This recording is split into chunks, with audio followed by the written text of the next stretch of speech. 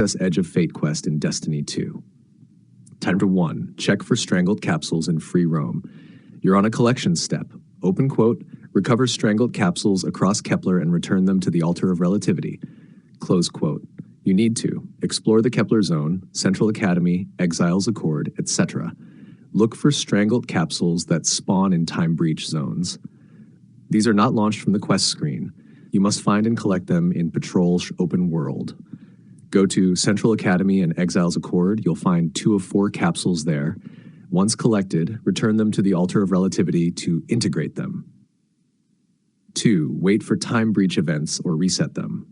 If the capsules aren't appearing, leave the zone and re-enter after 2 to 3 minutes, or change to a different activity, e.g. tower, orbit, etc., and come back. Open quote, these capsules often require you to pass through Time Latches portals to reach pocket zones. Close quote.